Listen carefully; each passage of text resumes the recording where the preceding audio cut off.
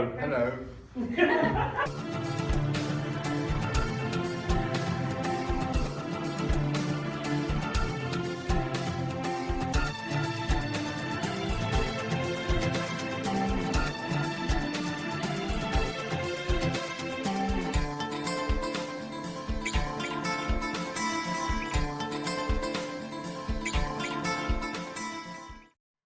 Welcome everyone, I'm Tom Bushnell. I'm here with Sir Michael Gambon. Oh, blimey. Michael, it's a pleasure to have you. Nice to be here. And this is our first episode of Top of Your Game. That's what we're going to call the show. I think it sounds like a good... Top of your game? Yeah, top of your game, like someone like you, reach the top, reach the summit. Oh God almighty. So, I think that's a good name for it. Yeah. We were thinking of calling it something else, but I don't know if we should say it on camera. No, you can't repeat that. Although we're uncensored, so we can say what we want. You said something terrible earlier. Top of your game. Top of your game, that sounds good, doesn't it? Yeah. Anyway, go on. Well, thank you for coming in today, Michael. And courtesy as well, I just wanted to thank the college, City of Westminster College here at Paddington. They've allowed us their facilities. Lovely place. Yeah, it's a great place, yeah. Does a lot of good work with students. We've got a filming section, theatre, so it's a pleasure to have you here, Michael. Thank you. But let's get into it.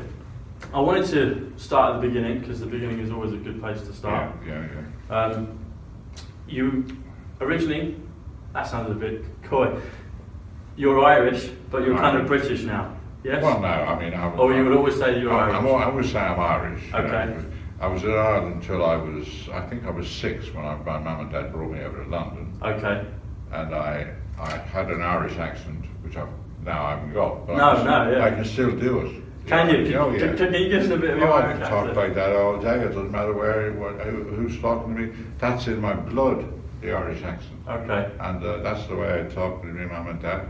And so when I lived in Camden Town, yes.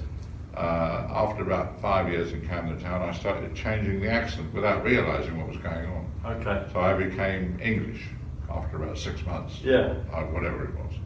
And but I still go to Ireland. I still have Irish friends, Irish relatives, and I go over there. I do plays there. Okay. So I love it. It's nice. Okay, so you're still fully Irish. Fully Irish and fully English. And English, yeah. That's possible. Well, we're glad to adopt you. We're glad to have you. We're glad to. Nice to be here. When I was researching yourself, we've known each other on and off for probably 8-9 months, something like that. Maybe a year. I keep bumping into you in the street. Yeah, I keep popping up. I keep following you. Yeah, that's right. We always meet each other in the pub, one of the local pubs. The local pub. Yeah. So, but when I was researching you for today, one of the things that came up, which was interesting, and I thought, I'll ask you from the horse's mouth. Yeah. There was a part when you weren't trained as a classical actor, is that correct? No. Okay. I had no training at all. Okay. No, but that was the days when you didn't really get training. I mean, I started acting when I was, I can't remember, about 1962 or something like that. Okay. I started acting, getting jobs, lots of jobs, and I never thought of ever being trained. Right. I mean, there are quite a lot of actors of my generation who were never trained. Okay. Ian McKellen being one. Wasn't he? Ian wasn't, no? Okay. Yeah, but now it seems to have overtaken everybody. Someone told me every city in England has a drama school. Yeah, they need to be trained. You need a license to act. I mean, my God, it must be an awful lot of people trying to be actors. I can imagine there must be. It's one of those supply and demand things. There's probably not enough. Not enough. Not enough. But there are too many. Too many actors out there. Yeah, that's right. So. But one of the things I did pick up on that, and I wanted to ask you directly about it, was apparently, if I've got this correct, and if the source is correct, you gave us a CV. I think it was to be in a play, but then it was basically you kind of just winged it and just like, I've been in this and this, or is that not true? Oh, is it when I first? Because I love that. I love the spontaneity. If that's true, coming from you, I think that's brilliant. Wanted to be an actor, and I went to a casting director. Okay. I can't remember who it was years ago. Yeah. And he asked me, it was a bloke, and he said to me, "What have you done in acting?" And I started telling him lies. Told him a bit of bullshit. Yeah. Completely. I said I'd been in a play I even said I'd been in one in the West End. And he didn't seem to bat an eyelid, but that's, I mean, you can't do that now, but I mean, well, you could, but you wouldn't get away with it. I don't think I got away with it, because he didn't give me a job. Oh, he didn't? Okay, okay. So it didn't lead you into, it wasn't your first one? I just got to know people. I went to, because I'm Irish, I went to Ireland because I heard that Michael McLearmore was putting a play on and going to Europe with it. So I went over to see him, and he let me be in it. Only a small part with a spear. And we did that in Dublin, and then we went to Europe, all over as part of Europe. And then I came back and I did a play at the Mermaid Theatre. Okay. Just by being nice to people. Yeah. And then I was an understudy in the West End. And then finally I got into the National Theatre when it opened in 1963. Right. As a small part player, and I stayed there for 3.5 years. Okay. And then after the 3.5 years, I went to Olivier, who was the director who owned it, who ran it. And I said, I want bigger parts. And he said, oh, whose parts do you want? I said, no, I don't want anyone's parts, but and I think he, by using the telephone, got me a season at the Birmingham Rep. Okay. And I played leading parts there for a whole year. Right. And that's how I started in all this stuff. And am I right in what I looked up? Originally, you weren't sure who Mr. Olivier was at the time? No, I mean, I was very young and I didn't really know who he was. And I remember going... that makes me feel better, because I know of him, but I don't really, it's back then, so... Yeah. Well, he was sitting there in the rehearsal room and we had to audition for him. Right. And I didn't audition for him, but I did some acting, a little bit of acting. And I caught my hand on a nail sticking up that was in a shed somewhere. Okay. I cut myself during the speech, and he said, no, stop, and he rushed up. He said, you damaged her. I said, oh, well, it's all right, doesn't matter. He said, no, he said, you can't do that. And so I went home a bit depressed, and the phone went the next day, and I was offered a season at the National Theatre. Wow. But I thought it was only because I've cut my hand. I don't know. Yeah. Anyway. So would you say then, because something you said that helped you get along was you were nice to people, and you've struck me as a down to, as you see you now is how I can vouch that's how Michael is, unless you're completely something different, but I don't think you are. No. And you're very polite and nice people. You're very self-deprecating. You can crack a joke and see the funny side of things. You don't go around like a megastar. No, I hate that. But you are in many respects, but you're very just down to earth and being nice to people and I guess having respect and just kind of mixing in with everyone. It's got you far. I mean, you act on the stage, don't you? I've done it all my life, but when you walk off the stage, you become yourself again, don't you? Yeah. And I try to be pleasant to people. I try not to. I try to be myself, who I am. But no big thing. Simple. One of the things I've noticed as well is, like I was saying before we started filming when we met earlier, I was watching and re-watching some of Michael's work. One of them was The Singing Detective from back in the 80s. So I watched the whole series of that. It was a long slog, but it was great. It's really interesting. It's just there's so many caveats and vignettes of pearls of wisdom, really, philosophy and life. Wonderful. It's a wonderful script, isn't it? Wonderful play, and it was 7 months to shoot it. Yes. I seem to remember. A lot of hard work. I used to drive every day. In those days, you had to bring yourself to the theatre. Yeah. You didn't send you a car. I used to drive every day, and in 7 months, we shot the whole thing. Yeah. And it was really enjoyable and terrific. I'll never forget it. And it helped me because I got much better parts after that went out in the West End, and so that's the way it all happened. And it became. I spent the rest of my life doing acting and doing plays and television and films, and it just seems to. I don't know. I'm an extremely lucky person. I just. Except now I'm certain at age now, I'm getting old and I can't remember lines very well. Yeah, you said about you have to give it the theatre because of the memory side of it. Memory, so I don't do stage anymore. I do a bit of stage when I haven't got much to say. Okay. Or I do theatre or films with earpieces. Okay. So you get a friend of yours to tell you the line and you do it. But that's all quite recent, but I've spent my whole life knowing lines. At one point, I didn't have to read a script. I'd know it, like when you start. You can learn a whole page in, 15 minutes. Were you just self-taught on how to memorise? Is it because you were enthusiastic about your work and your craft? I think because you're interested in being in acting, then actors memorise lines very quickly, depending how old they are. But I remember nowadays, people on the stage, the actors have to learn the lines before they turn up for the first rehearsal. Okay. But in my day, that was never done. I mean, we always turned up with scripts on the first rehearsal and read the script during the process of making the film or TV stage. And, we know it by the last performance, or before the opening. But it was much freer then, but now it's not like that. Okay, so it was basically organically you could learn it there and then on the job practicing, and then by the time that's ready to launch. Most actors learned it on the job until they got to the opening. Okay. But now I think most directors don't like that very much. They like you to have it all before. Have it all before, but I don't think it's very wise, really. Really? I think learning lines on the stage for a stage production, it's part of the process of rehearsing.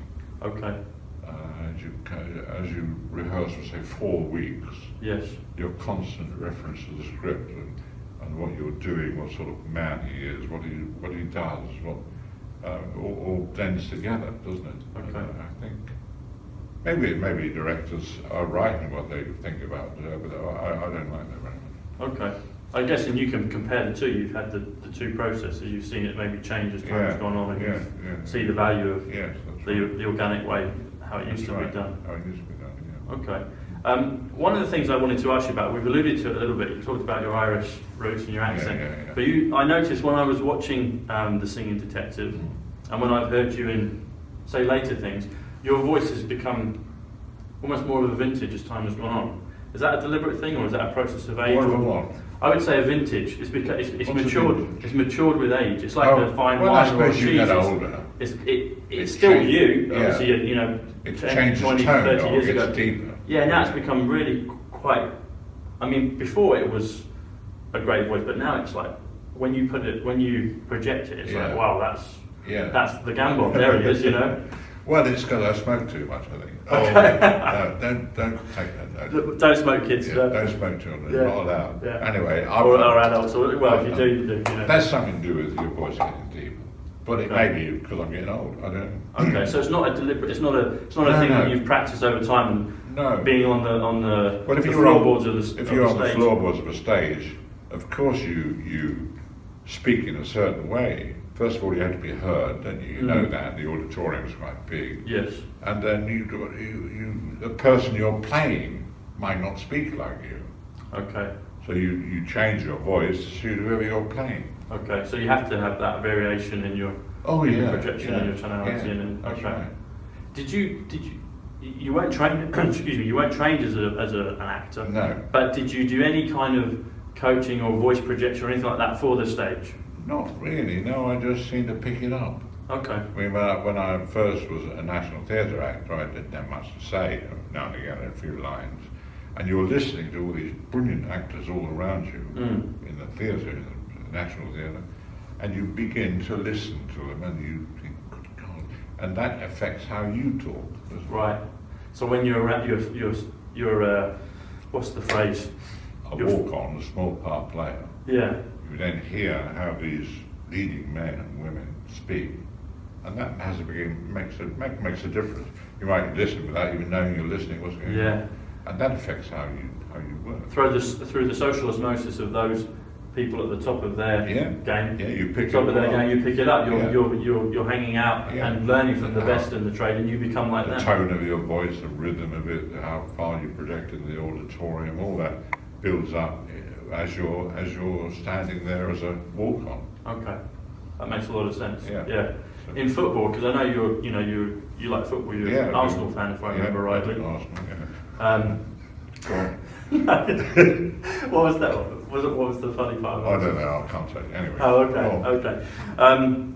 But yeah, many great players have said that their game's been improved by playing with better players. Oh, I'm sure. You know? I'm sure. I mean, a footballer, a player at football, he's watching all the time to other people. He learns and learns and learns. I mean, a young person starting his life as a footballer will pick up all sorts of stuff. Yeah.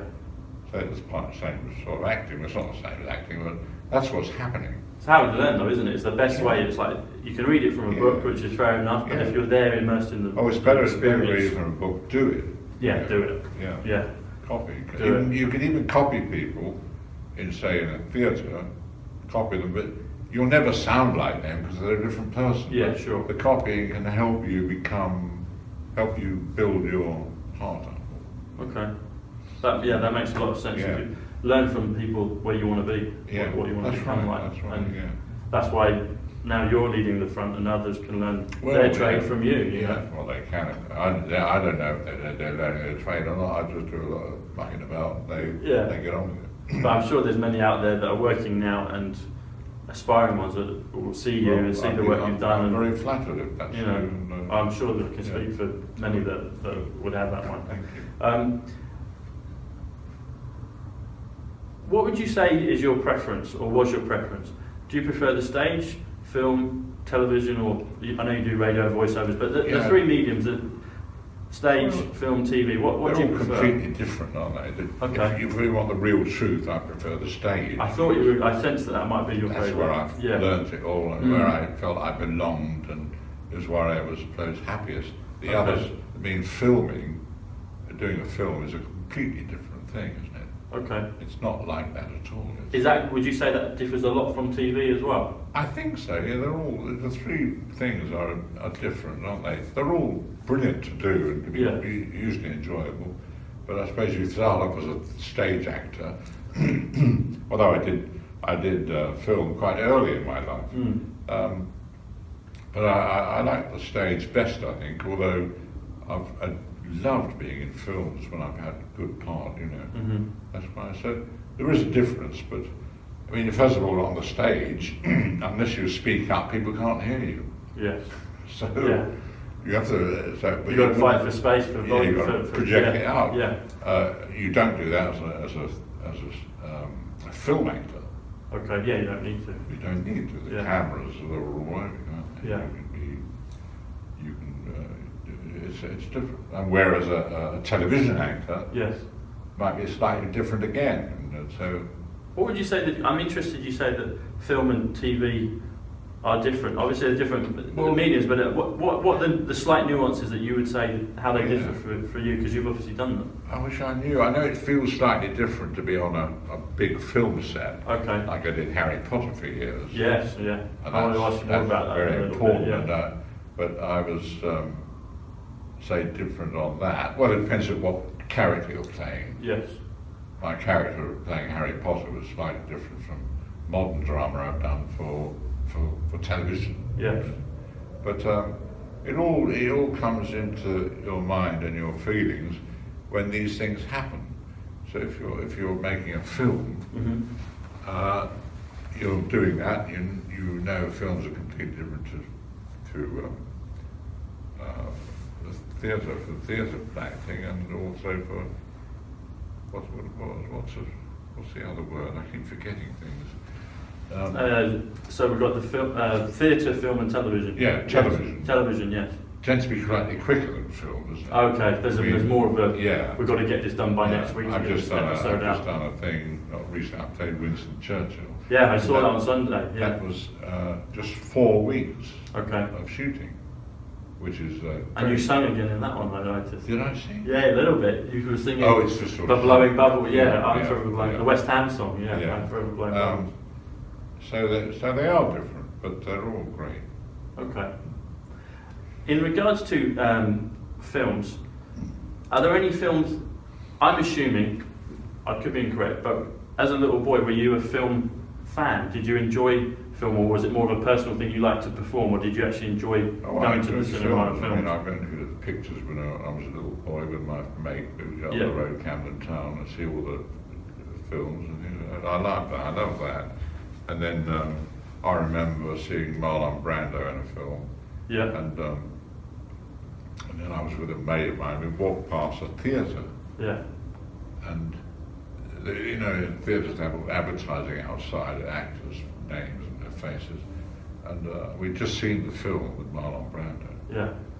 And my friend said to me, they're doing that inside there. I said, what? He said, acting. He said, what Marlon Brando's just been doing. I said, well, in there? He said, yeah, it's a theatre. Yeah. This was in London.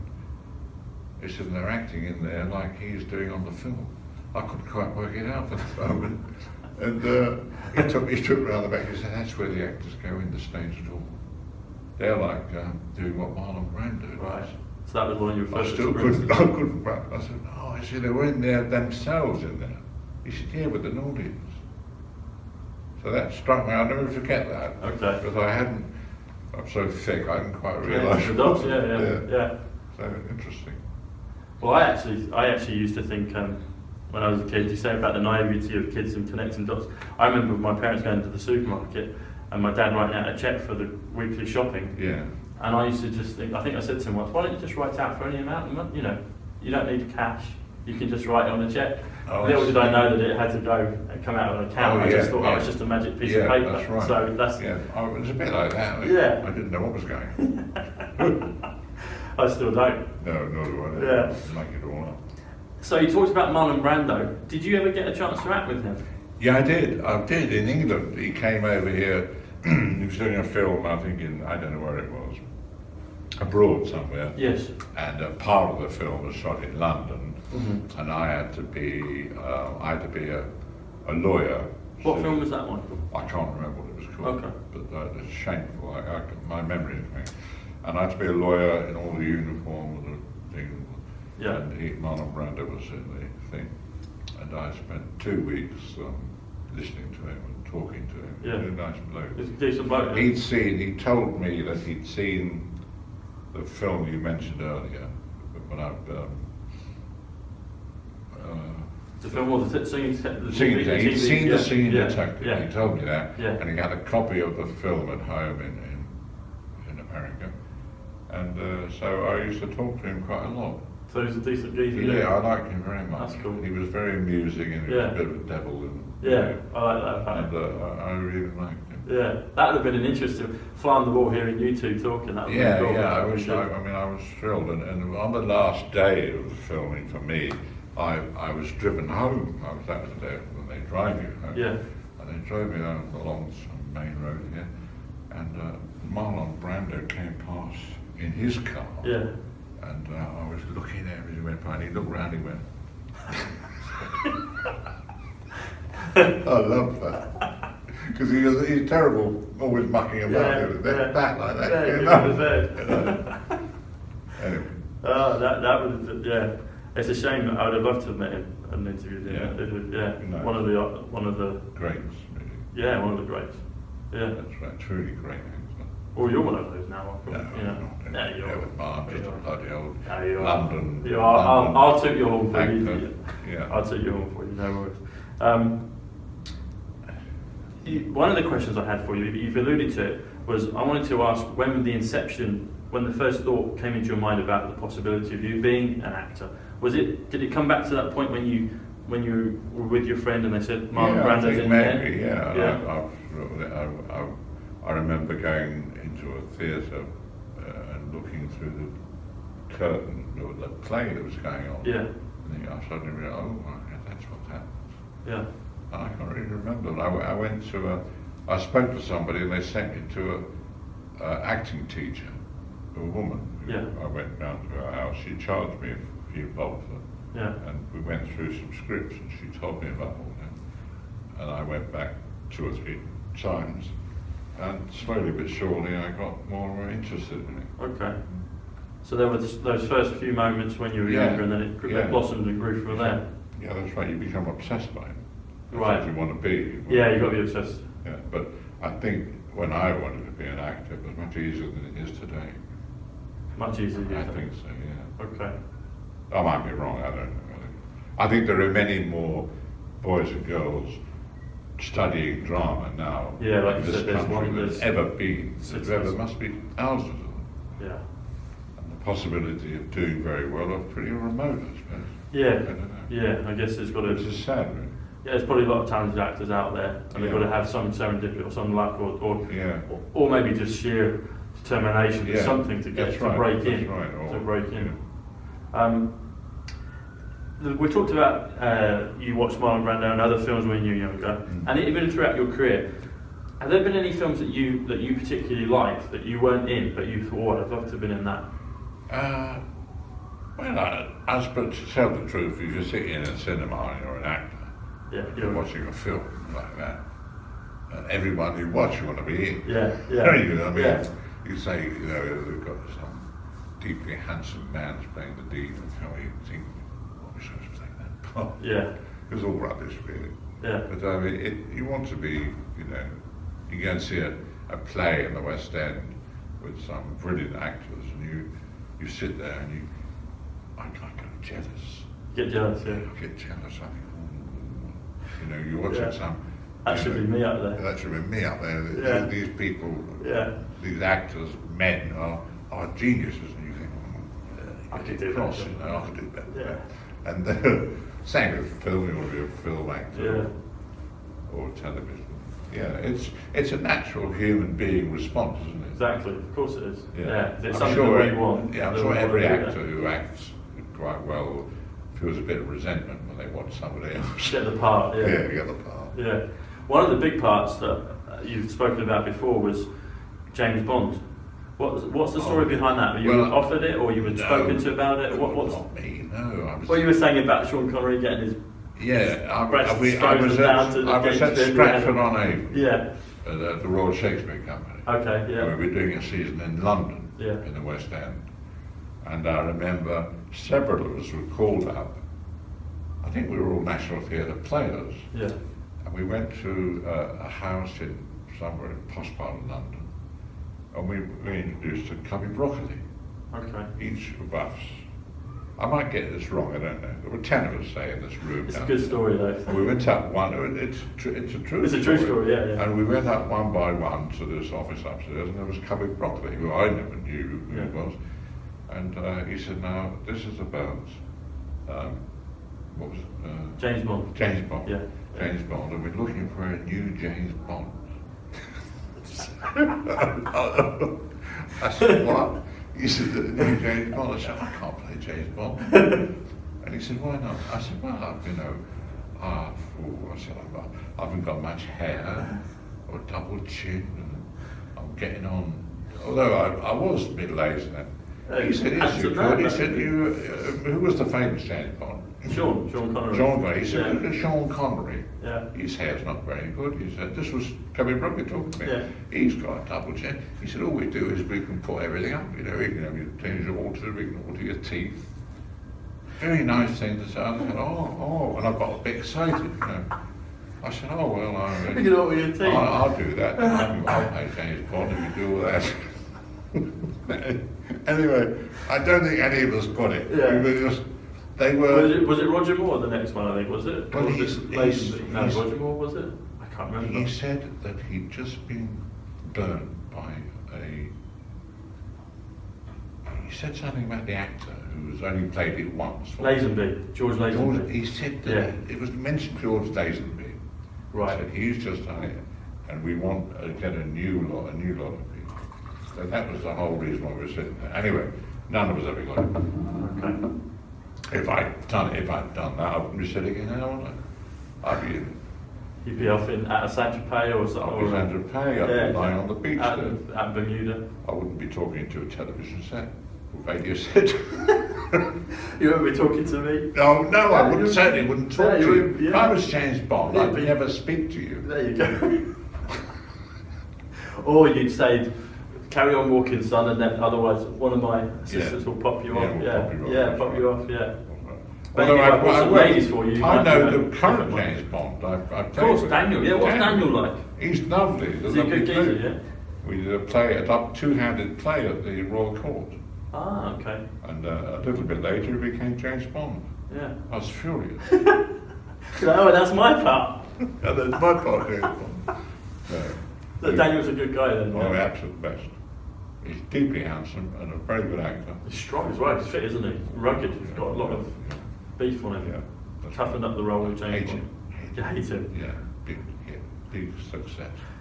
And he's married, or he's with Rachel, isn't he? Yeah, Rachel it's worse. It's worse. Poor old bugger like me. Anyway, go on. So it would have been James Bond, could have been one of them, but... No, it was a joke, really. Yeah. Okay, Yeah. but it's a funny story. But who knows? Maybe in another world, another time. Yeah, no, I knew next life. Maybe. Next life. Yeah. Yeah, it could be you. Could be the 100th James Bond. There you go. Yeah. What would you say are some of your favourite personal performances, Michael? Oh, that's hard to think about. I did. My memory's so bad. I did lots of good. I did View from the Bridge. I remember Alan Ayckbourn directed View from the Bridge. View from the Bridge. Yeah, that was a wonderful American play, and we did that at the National Theatre, and it transferred to the West End. Okay. And I loved that.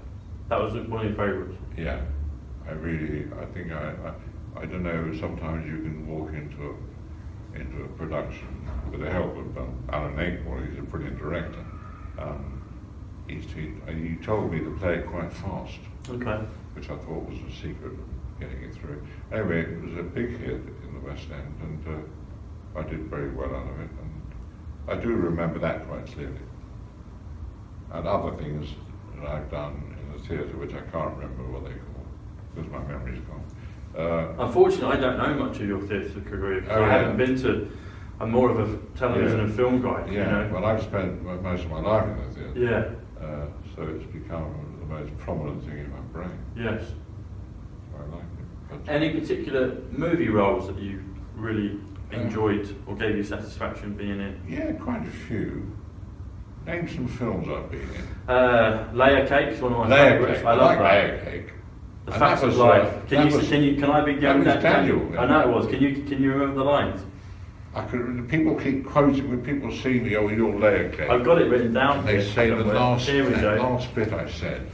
There you go. I had this at the end, but we'll do it now. So you were Mr. Eddie Temple. Eddie Temple, yeah. And you're there at the end with Michael. Yeah. With Daniel. Daniel, yeah. And the Facts of Life. And basically, if I'm quoted right, and you can repeat them back with me, you're born, you take shit. So can we give them? Oh yeah, you're born, you take shit, you get out in the world, you take more shit. You get out in the world, you take more shit. You climb a little higher, you take less shit. You climb a little higher, you take less shit. That's right. And then here we go. And then all of this, something like this, I might be slightly misquoted. To one day, you're in the rarefied atmosphere and you don't know what shit even looks like. That's right. That's good, isn't it? And then the last part is welcome to the Layer Cake. Welcome to the Layer Cake. That's right. Thank you. I'm glad to be there. Yes. That's one of my favourites. So I love that. I loved that being in that film. Yeah. And I'd forgotten all that, but I mean, that's right. It's a great last scene. Oh, it is. Stage, isn't it? Yeah. And with the music. What's the music? People repeat that to me when I meet them in the street. Yeah. They know the lines. Yeah. It's one of you. It's definitely got the Gambon stamp of approval. Yeah, that one. good. Definitely. Good, one of your other films. Obviously, Harry Potter. Harry Potter, yeah. Dumbledore. What was that like to play him? He's so and maybe if we could, obviously there was a sad part that led to it. Richard Harris died. And you'd I think replaced Richard in something else previously, hadn't you? Was it a play or a film? Yeah, I don't think I have, but I knew Richard. You knew from London, being around the. What was he like? He was great, nice, good bloke. He was a nice man. Well, I thought he was. Yeah. And he unfortunately died in the second Harry Potter. Yes. And then you started in the third one. Yeah, they called me up and I went to see them, and I was in the third one, and then I just carried on. Yeah. It's very nice. It was a joy. The whole cast, good cast, good parts. It's the best of British, really, isn't it? And I had a great time. And you're not used the whole year, you know. Yeah. Each Harry Potter. I wasn't anyway. I mean, I don't know how long. You do a few months and then come back the next year. Do it again. Yeah. Okay. Wonderful. Yeah, that's the phenomenon of it was, it's a huge thing, isn't it? Yeah, the last. Absolutely. When was it? It was in the last It's finished. I don't know when it all came to an end. 5 years ago. About that, yeah. And it went on for about a decade, didn't it? Yeah. Almost, really, roughly, something like that. Yeah, I came back. I died in it in the second to last episode. Yes. And then they brought me back to the ghost. Yes. Yeah. Like that. Yeah, the ghost of Gambon Pass. Ghost of Gambon. And it was Alan, it was Snape, wasn't it, that killed you in Harry Potter? He did. God bless his soul. It's awful. You seem like you were good friends with him. Yeah, absolutely. I was terrible. That's a shock. Recently, yeah. Oh. I had the privilege to meet him once in the post office in Paddington years ago, about 10 years ago. Yeah. I bumped into him. Nicest man in the world. Yeah, to say hello to him. And again, he's one that's got that distinct voice. You know? That's right, yeah. And it's a shame, shocking. Bowie and then Alan a few days later. I miss him, yeah. Terrible. Anyway. No. Yeah, rest in peace, Alan. When you were, we talked about roles, well, some of the roles you've been in, some of the films you've been in. You talked about Marlon Brando. Yeah. Were there other? Who are some of the favourite actors that you've worked with, that you've enjoyed working with, either just maybe just as a friendship or socially, or as their performance on the stage? They're easy to work with because they're so good. Well, you know, I worked with 3 world famous American actors. Marlon Brando. Yes. This is embarrassing. De Niro's one you've worked with. De Niro, and I worked with the third one who's a brilliant actor. What's his name?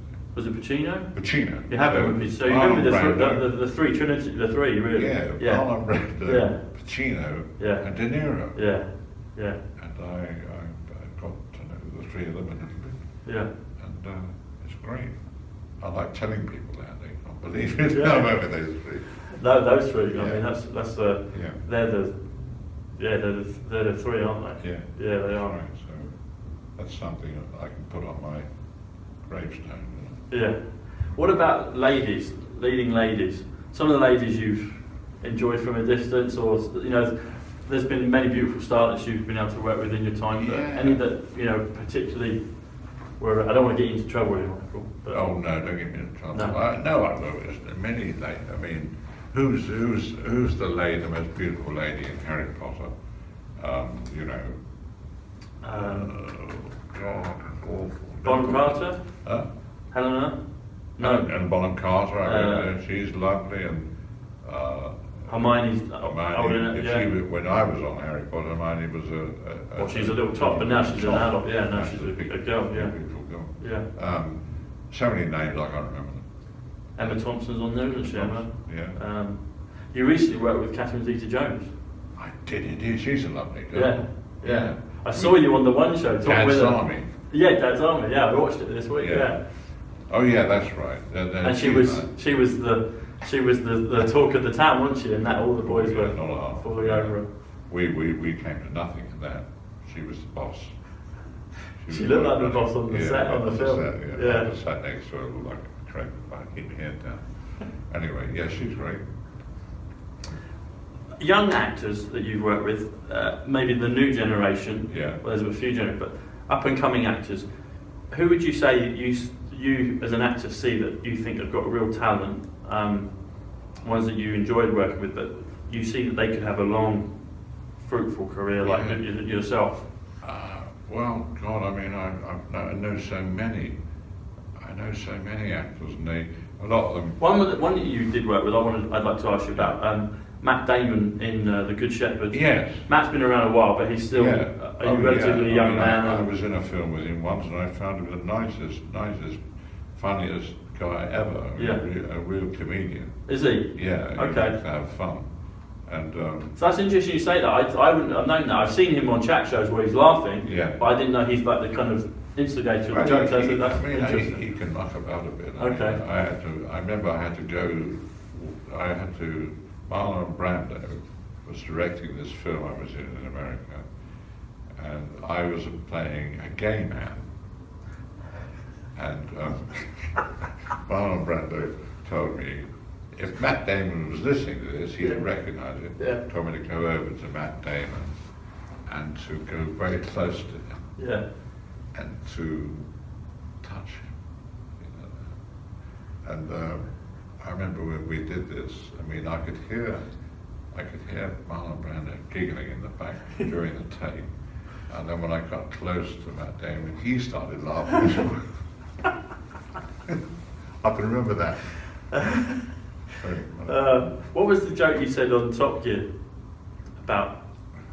I think you might have been referring to something you said before, but Jeremy Clarkson, I think, in your first interview with him, he said that you joked about being gay, and you said, "Oh, I gave it up."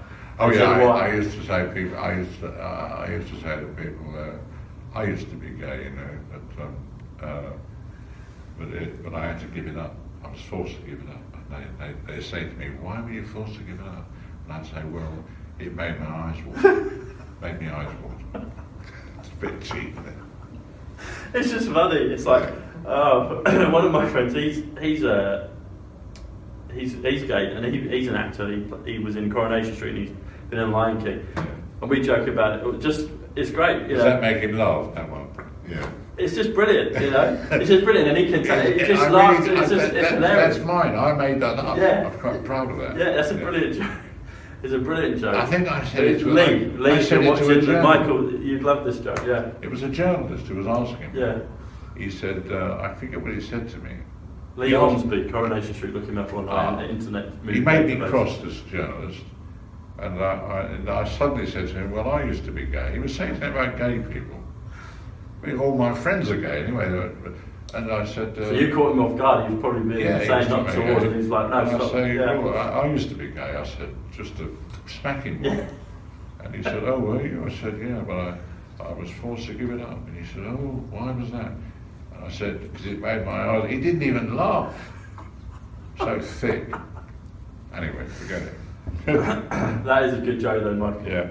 That's always where my best ever joke. It's one of the, it's down in history. It is, it's definitely. Yeah. And talking of Top Gear, something else that made you legendary, there's many things that have made you legendary, but Gambon Corner. Oh yeah. Gambon Corner. Yeah. I watched it again last night, I'd seen it before. I kept crashing the car. Yeah, well you went round, didn't you, on the corner, on that last corner, and you lifted it, so it went on two wheels. Yeah, up off the and then it, because of that... I smashed into the wall. Did you smash into the wall as well, did you? Oh yeah, and then Jeremy invited me to do another one. I saw you and you spun it round. Yeah, yeah. So just because I can't drive, I suppose. But you're a car enthusiast, aren't you? I love cars, yeah. Yeah. What do you drive currently? Oh, I've got all sorts of cars. I've got an R8 at the moment. Okay. And several other things. I just like having them. They're nice. So you like them from the... Well, they are cars. I love. I don't have one here in London at the moment, but I love driving. Yeah. Do you like them from the aesthetics point of view, or are you a tinker man? Do you like to fix and play around with it? I suppose I like really posh, expensive cars, so that I can. This is just me, you know, I'm driving out the West End like that on a summer's day. There you go. Yeah. It's very expensive car. Yeah. Like in a roller or a Jag or something. Jag, and I look at people like that, just a shell. Yeah. You might as well. I would. I would. That's what I like. I've had all those cars, Jaguars and Rovers and all those expensive things. Anyway, so that's me with cars. And I also read that you're a pilot. Yeah, I had a PPL, not anymore. Would you fly little like Cessnas or single engine Cessnas? Yeah. Okay. At Biggin Hill. Okay. I got taught to fly there years ago, and circuits and bumps. You know what they are. Circuits and bumps. You take off, you climbs at 1,500 feet, turn right, aircraft then is parallel, and go down the runway is here, so you fly down there, then you turn again, then you begin to descend, then you turn right, touch the wheels onto the runway, up again. So they're like that. You can spend days doing that. It teaches you all the qualities of flying a little aeroplane. Yeah. And then you might want to do it left hand.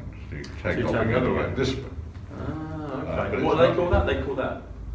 Circuits and bumps. Circuits and bumps, okay. Yeah, I did a lot of that. But now Biggin Hill's so busy, you can't do that there. Okay. So, I don't know if people do circuits and bumps anymore. And then there was another thing I used to do, was I had to climb with the instructor in the aircraft, climb, pull the nose up. You have to be 5,000 feet for this to happen, something like that. Pull the nose up, and then the aircraft starts, you pull the lever back, the thrust lever, comes to climb, starts shuddering, you then go full left-hand rudder, so the aircraft goes like that, revolving down. So that it's in a spin? It's in a spin. Wow. Then you put it out of the spin by You are James Bond. putting the right-hand rudder back and straighten the spin and pull it up, and it goes up again. And you do that twice. Yes. And then you do twice to the right. So the spin on the next run spin each side. is spinning to the right. So I used to love that, but I did it quite a few times, spinning. Yeah. You have to be quite high. And that was just for... That was part of the course. Part of the training, part of the course. Part of the training, but Okay. now they don't do that. Okay. They think it's too dangerous. Right. Anyway. So how many hours did you, to get your license to be able to fly on your own, how many hours did you Fly have on to do? your own, you have to do, I think about, I don't know, 50 hours. 50, okay. Yeah, maybe slightly there's 48 or something like that. Okay. Whatever it is. And then you do the test. And then I had to go with an instructor, and he put a mask over my face. Like Zorro. Yeah, two things. So, I couldn't see anything. I could see the panel in front of me, but not out the windows. I could just see the panel. I could see the instruments changing as I turned, the speed, and he had control. He said, "I have control," and he started turning us round. You know, we go right. I kept remembering. Now he's turning right. The aircraft turns right. This then he's straight now. He's gone straight, so he's turned right. So he's going the right hand side. Now he's flying straight. I'm now turning to the left. You see the Yeah. and he'd leave it like that for quite a time. And then he'd say to me, "No, I want you," he'd take the thing off my head, say, "Right, you have control, Michael." So I am back on control. And he said, "Right, now I want you to take me back to Biggin Hill." Because all this happened. Yeah. You just left Biggin Hill, and he was doing all this to see if you could get him back. Right. If you remember the turns, I don't know if they do that anymore, right? Okay. And so you're disorientated, really? oh yeah, completely. And then so I started looking. I started looking at the ground to see if I could recognise any places like buildings or something. And then I started to, and I couldn't work it out. And I kept looking at him, but he was just sitting there like that. No clues. I couldn't get that. And then I saw a runway in the distance, or some form of a runway. I might get this wrong. And I said, I started calling them up on my headset, the Biggin Hill people. Anyway, I called up this people, and there was no reply. Yeah. No reply at all. And I kept looking at him, trying to explain to him that there's something wrong here. And I began to do what I would imagine as an approach to the runway. Right. I tried to have speed down, because in the distance I could see the beginning of the runway. And he said to me, "What do you think you're doing?"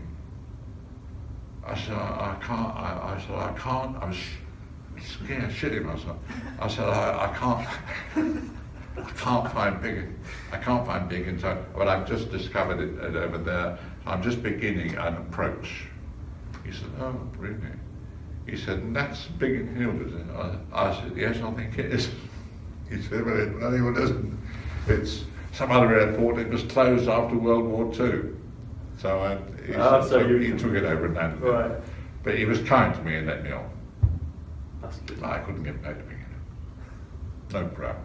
I had a friend that took me from, there's a little tiny airfield near Bisley in Surrey. Yeah. And he took me to the Isle of Wight for lunch. Yeah.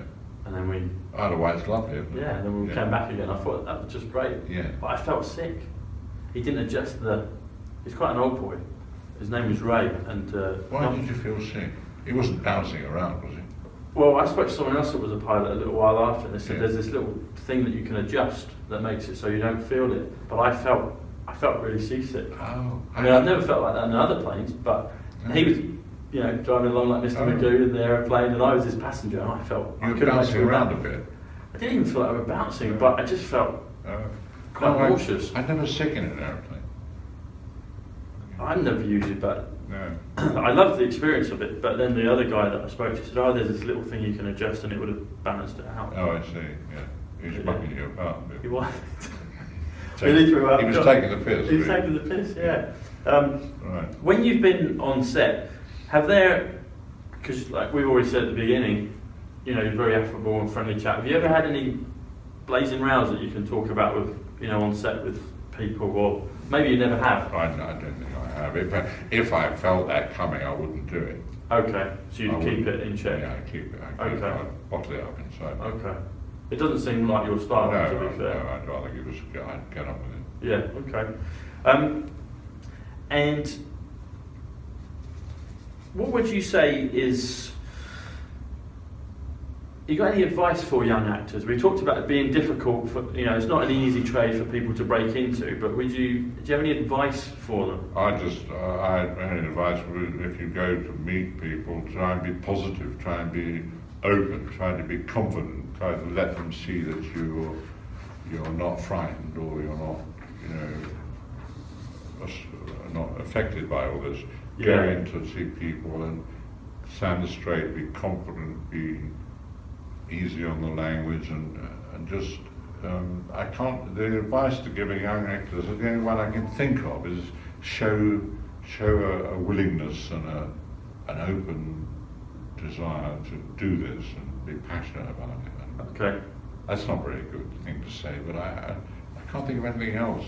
So basically, have the passion, be open, be a open, sponge, have take passion, and really want to do it, and do your best when they test you out. You know. Yeah.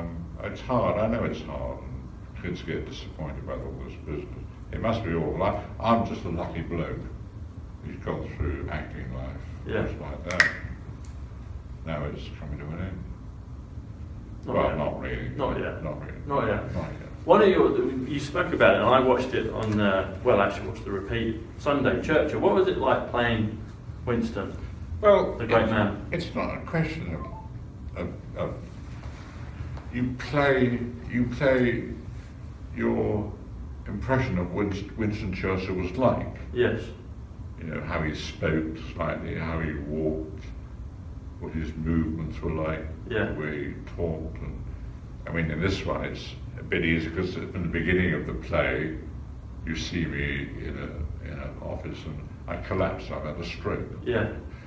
And so the stroke goes on for half the play. Yeah. And then you start reviving and speaking and talking, and everything changing back to what you were before. And I had a brilliant director. And who was the director of that? I've just had dinner with him last night. That shows you what state I'm in, ladies and gentlemen. Anyway. But he's a great director. And everyone knows he is. And awful not reverend. Anyway, it was just a 4-week shoot.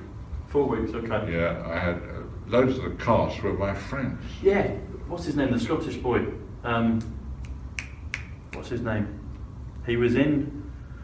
I know exactly who you're talking about. I know, yeah, he was in. He's my mate. He's in Dad's Army. Yeah. He's in that, and he's also in The Singing Detective with you. Yeah, absolutely. Yeah. And it's shocking, isn't it? But I'm getting so on. Anyway, that was a joy to do. Yeah, it looks a lot of fun, that one. And that was just recently, wasn't it? Yeah. Well, you were on the Radio Times, weren't you? On the front of it. Yeah, I saw you. I was like, I'll be seeing Michael next week, and I saw you on the front of it. Dad's Army is another one that you've just done. Yeah, did that before. Okay. And that again looked a lot of fun. Well, just with all my friends, I knew most of people. And that we went to Aldborough for the shoot. Was it Aldborough? I'm not sure. I don't know. Not sure actually. And we had a long shoot. I know that the part of it was on the cliffs of Dover. Yeah. I remember that part. Freezing weather, dressed in all those. You were Sergeant Godfrey? I was, no, not Sergeant. Just Godfrey? Godfrey. Just Godfrey, you wasn't a sergeant, okay. Yeah, he's not a sergeant. And Godfrey doesn't really know what's happening. You know, he's a bit slow on pick up. Yeah. You know, when they say left turn, he turns right. You know, Yeah. But it was a great experience. We had some fun. Any things that you're working on right now that you can No, I've offered a few things, but I don't know what to do. I have to let someone else decide for me. Do you have an agent that helps you with I have those an sorts of agent. things? He's very posh and very intelligent. Yeah. He knows exactly what to do. Do you? This might sound a silly question, but I wanted to grasp kind of where the industry's at. Do you ever have to audition for any roles now, or is it they know exactly? They know. We want Michael. We want him They in. know Yeah. I'm a Burke who can't act, so they just book me in, don't they? No, they don't. I don't. But they wouldn't say, for instance, Yeah. yourself and say Surya McKellen, Yeah. and they're like, we've got this role, Yeah. and we're picking between the two. They Would they wouldn't- ever say, No, just come and do it? They wouldn't even pick. They would just. They know. They know, right, we're going to go with one or the right, other. Yeah. Okay. Yeah, they wouldn't do that. That I thought that's probably works out when Yeah. you boys get to your Yeah. level in Yeah. life. Yeah. You know. No, they wouldn't do that. They just ring you up. Okay. They'd say, we don't want that Gambon bloke, he can't act. So Ian, we want you to play this part. We don't want that Gambon. And then Ian McKellen might even sing a video on me, and he might say, oh please, take Michael. We all know he They can't. give it to Michael. We know you can't act, but just take him, please. 'Cause no, we want you. Oh, all right then. How much will we get? How much will I get? You get 2 million quid. Oh, I'll do it. Thank I'll you. do that one. Yeah, there you go. I hate him. I'm only joking. What was it like? We talked about Sir. Both of you are Sirs. What was it like becoming a Sir when you met it's Our very- Lady? Well, no, it's very nice. You just, Yeah. you know. They write to you. They call you. You know it's going to You get a happen. letter telling you that you've been recommended. You mustn't tell anyone. Okay. You're not allowed to tell anyone, and you. So there's a little bit of maybe a test there. It's like we're going to keep it hush. Oh, they Let do you know. keep it hush. Yes, but you have to keep it hush. Sure, yes, and Yes. then the day comes when you go to Buckingham Palace, and you get. I got a CBE first. Okay. Yeah. And then you wait another 10 years and you get a knighthood. Very nice. So is that what it is? You get CBE and it's automatically. Well, in not most automatic, cases, I don't think. But you have to wait 10 years. Well, I don't know. I don't know what the rule is. I know I waited about.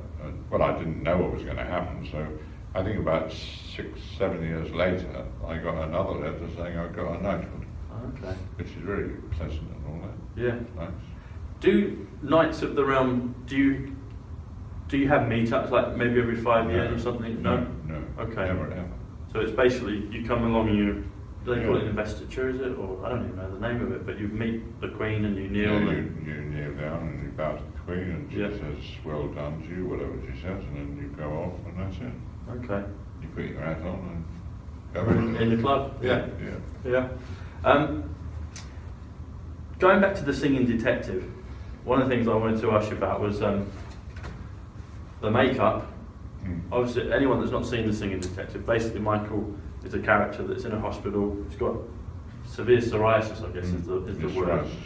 of the skin, and it's quite a vivid image when you first see your character Yes, in the bed.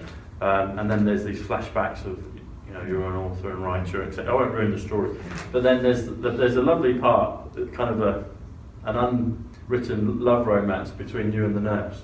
That's right, yeah. And Well, he fancies a nurse. yeah, well, you can see why. You know. Yeah, a beautiful girl. I wish I could. What's her name? Julie Whiteley. June Whiteley, something like that. Yeah. Yes. And, But that's written in the script. All that. Yeah. Yeah, that he's when she's dressing, Yes. that goes on. Yeah. And there's quite a famous part that she's having to. Well, a famous part, and no pun intended, but she's dressing you. You've got all the cream. It's all. Yeah, that's right. Yeah. And then there's a bit where. There's a rude bit. Isn't There's a there? rude bit, The a audience saucy don't- bit, yeah, an English humour bit. Yeah, You know. the audience don't see that. Right? No. She's just talking to him, and he's getting embarrassed. But I can't even remember that scene. But it's a brilliant show. That. Yeah. Lovely. And all the things you're saying to stop yourself The whole list of words. being aroused by the Keep the arousal, sexual arousal down. yes. And you're saying things like I think Margaret Thatcher, Yeah, all Queen's these Park different Rangers, names. Plastic Pitch, That's all these right. cold red, yeah. That's right. And it's just one of the many Yeah. funny It's gems lovely. in that show. I wish I could remember anything. It's on. I think you can get it on the BBC. Well, I watched it on YouTube. Oh, It's on there. Yeah, you can watch all those things. You can do, yeah. You don't have to pay. Not on the YouTube, you don't. Oh. No, but I think you can. I think you can get it maybe DVD on Amazon or things like that. But you can. It's out there. It is out there. Oh. I'll send you a link Oh, so you thank can. you very much. Your hobbies. Just wanted to close because obviously you're known for your acting. We've talked about your driving of cars, flying aeroplanes. What are some of your other passions? I know you. I don't know if you still do, but you like doing things with clocks, making clocks. If that's Yeah, right. I used to be a bit of an engineer. Okay. I love all that sort of thing, making things out of steel. Yes. And so that's the sort of thing I just knock up now and again. So still like welding and things like that. Welding, yeah, I'm not very good at welding. Okay. I have to be careful. I'm very good at machine tool work. You know? Yeah. But I don't talk about that to people. They don't know what I'm talking about. Okay. So, But that's one of your loves. That's one yeah, of your passions. I have an obsession with making things in steel. Okay. And this is maybe an obscure question to finish on, but I've noticed that you have your ring on your father finger. Yeah. And I noticed that was in the Singing Detective as well. Yeah. Is that the same ring, or is there I any? think so. I mean, that's me mum, that's me dad, and that's me mum. Ah, lovely. I've always had them. I wondered because I noticed you wore the ring back then. Wow, I see. Wow. Yeah. And I Because think my it's dad a- had died then. My dad died quite early. Okay. And so I nicked his ring. And that when my mum died, I nicked her ring. So that's what I've that always is worn then. them. Yeah.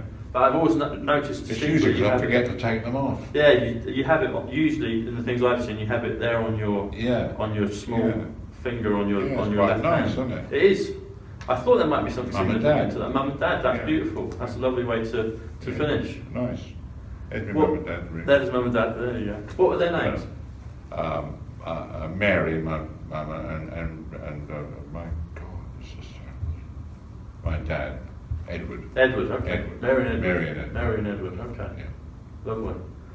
Well, Michael, it's been an absolute pleasure. I feel very privileged God to. bless you. I'm thank sorry, you. I'm not very clear in talking. No, you're fine. I Totally don't- fine. don't love This it. is why we love you. Oh God. This is why we love you. Be good, learn your lines. Because Try learn your hard. lines, but Try hard. he's right at the top of his tree, and Keep a straight back. this is we love.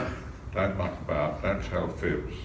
Don't say Unless- anything naughty. If they want you to, if you want to play a good part in a play or a film, say you've already done that sort of work. You know. They might fall. They might fall for it. They won't look They'll up fall on for it, YouTube yeah. or Google. I've but- already played Laurence Olivier's parts. There you go. Thank you. Thank you very much. Thank you. Thank you, everyone. Well, we got it on. We'll see you again. Yeah, Thank see you soon.